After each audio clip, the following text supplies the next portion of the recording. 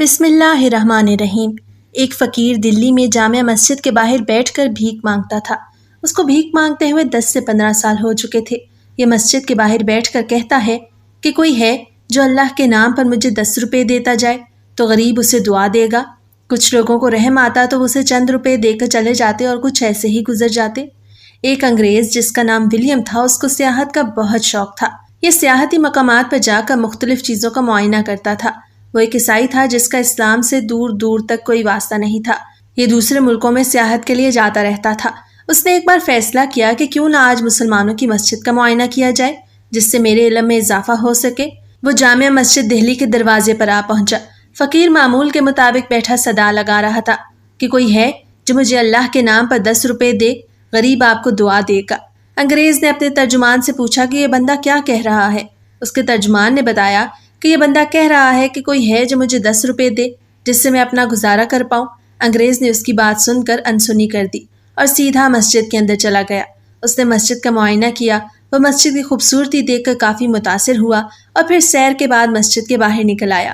دروازے پر وہی فقیر موجود بیٹھا تھا جسے اس نے پہلے دیکھا تھا۔ دوبارہ بھی بیکاری وہی الفاظ کہہ رہا تھا کہ کوئی ہے جو مجھے اللہ کے نام پر 10 روپے دے۔ اس پر انگریز نے $100 نکالے اور ترجمان سے کہا کہ یہ فقیر کو دو اور کہو کہ تمہارا رب تمہیں کیا دے گا، یہ میری طرف سے لو اور عیش کرو۔ اس ترجمان نے وہ $100 فقیر کو دیا اور کہا کہ یہ انگریز نے دیے ہیں اور کہہ رہا ہے کہ تیرا رب تجھے کیا دے گا، یہ لو میری طرف سے اور عیش کرو۔ تو فقیر نے کہا کہ اس انگریز سے کہو کہ میں مانگ تو اپنے رب سے رہا تھا اور اس نے میری دعا انگریز کے ذریعے پوری کر دی۔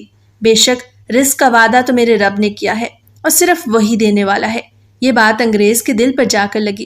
اب انگریز دل ہی دل میں سوچنے لگا کہ بات تو بھکاری کی بالکل ٹھیک ہے۔ اس کی مانگ تو جیسے بھی پوری ہوئی ہے، ہو تو گئی ہے۔ مانگ تو یہ اپنے رب سے رہا تھا، پر میرے ذریعے اس کے رب نے اس کی مانگ پوری کر دی ہے۔ انگریز پھر وہاں سے چلا گیا۔ کچھ دن تک مسجدوں کا معائنہ کرنے کے بعد انگریز نے سوچا کہ کیوں نہ اب ریگستان کا چکر لگایا جائے، سیر و تفریح کی جائے۔ انگریزوں کے اندر جستجو ویسے بھی کافی پائی جاتی ہے۔ انگریز نے اپنے ترجمان سے کہا کہ مجھے ریگستان کا چکر لگانا ہے اور ہم وہاں پر کچھ دن رہ کر معائنہ کریں گے۔ جیسے ہی اگلی صبح ہوئی، انگریز نے اپنے دل کی مراد کو پورا کرنے کے لیے ریگستان کا رخ کر لیا۔ اب انگریز اور اس کا ترجمان یہ دونوں ریگستان کے اندر پہنچ گئے۔ انگریز نے ریگستان کے اندر آ کر کیمپ لگا لیا۔ 1 سے 2 دن یہاں پر معائنہ کرنے کے بعد اس کی دلچسپی اور بڑھ گئی۔ یہ اپنے ساتھ 2 دن کا سامان لائے تھے۔ ان کے پاس اب پانی اور سامان ختم ہو رہا تھا۔ انگریز نے اپنے ترجمان سے کہا کہ میرا دل واپس جانے کو نہیں چاہ رہا، میں یہاں پر کچھ دن اور رکنا چاہتا ہوں۔ تم شہر جا کر سامان لے آؤ کیونکہ ہمارے پاس آج تک کا سامان اور پانی بچا ہے، ایسا نہ ہو کہ یہ بھی ختم ہو جائے۔ اس کا ترجمان ریگستان سے روانہ ہو کر شہر کی طرف چلا گیا۔ 3 سے 4 گھنٹے گزر جانے کے بعد بھی اس کا ترجمان واپس نہیں آیا۔ قدرت کا کرنا ایسا ہوا کہ اچانک سے موسم کافی خراب ہونے لگ گیا۔ جب ریگستان کے اندر ریت کا طوفان آتا ہے تو انسان پوری طرح سے اس کے اندر دفن ہو سکتا ہے اور پتہ تک نہیں چلتا کہ انسان کہاں غائب ہو گیا۔ اب کچھ ہی دیر میں اوپر سے گرد و غبار اٹھا اور اس نے پوری طرح سے انگریز کے کیمپ کو اکھاڑ ڈالا۔ انگریز ریگستان کے اندر کھو گیا۔ اوپر سے طوفان کافی تیز ہو چکا تھا۔ 1 سے 2 گھنٹے بعد طوفان ختم ہو گیا۔ اب انگریز کو یہ معلوم نہیں تھا کہ یہ کہاں پر موجود ہے۔ یہ 2 سے 3 فٹ ریت کے اندر دب چکا تھا۔ اس نے کسی طرح کر کے خود کو ریت سے باہر نکالنے کی کوشش کی مگر ناکام رہا۔ وہ بھوک اور پیاس سے نڈھال ہو چکا تھا۔ وہ روتا اور چیختا مگر کون اس کی مدد کو آتا۔ رات کافی گہری ہو چکی تھی، نہ ہی اب اس کے ترجمان کو پتا تھا کہ انگریز کہاں ہے۔ طوفان نے اتنی تباہی مچا رکھی تھی، انگریز کو اب پورا اندازہ ہو چکا تھا کہ اس کا موت کے علاوہ اب اور کوئی سہارا نہیں بچا، کیونکہ اب اس کو کافی شدید پیاس نے آ گھیرا تھا۔ اس کے پاس نہ تو پانی تھا اور نہ ہی کچھ کھانے پینے کو۔ اب اسے ایک ہی چیز دکھائی دے رہی تھی اور وہ تھی موت۔ کہتے ہیں جب انسان برے وقت میں پھنس جاتا ہے اور اسے کوئی دوسرا راستہ دکھائی نہیں دیتا تو پھر وہ رب کی طرف رجوع کرتا ہے۔ اب انگریز نے سوچا کہ میں نے جس وقت اس بھکاری کو پیسے دیے تھے اس بھکاری کی دعا قبول ہو گئی اور میں اس کو پیسے دینے کا ذریعہ بنا۔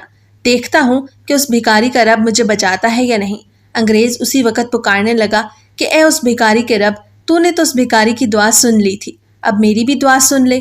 مجھے ہر طرف سے موت نظر آ رہی ہے۔ اب مجھے پتا ہے کہ میں نہیں بچ پاؤں گا۔ اب میرا آخری سہارا تو ہے، مجھے اس دلدل سے نکال۔ اگر وہ بھکاری سچا تھا تو مجھے یہاں سے تو زندہ ضرور نکالے گا۔ اور پھر پھوٹ پھوٹ کر رونے لگا اور اسے اب کوئی دوسرا سہارا دکھائی نہیں دے رہا تھا۔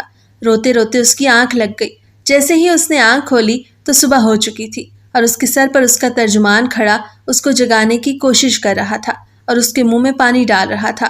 جیسے ہی اس کے منہ کے اندر پانی گیا تو وہ اٹھ کر بیٹھ گیا اور کہنے لگا کہ واقعی بھکاری کا رب سچا ہے اور میں نے اسی رب سے مدد مانگی جبکہ میرے سر پر موت آ پہنچی اور مجھے اتنی پیاس لگی تھی، میں مزید زندہ نہیں رہ سکتا تھا، مگر اس نے مجھے بچا لیا جبکہ اتنے گہرے طوفان نے پوری طرح سے تباہی مچائی۔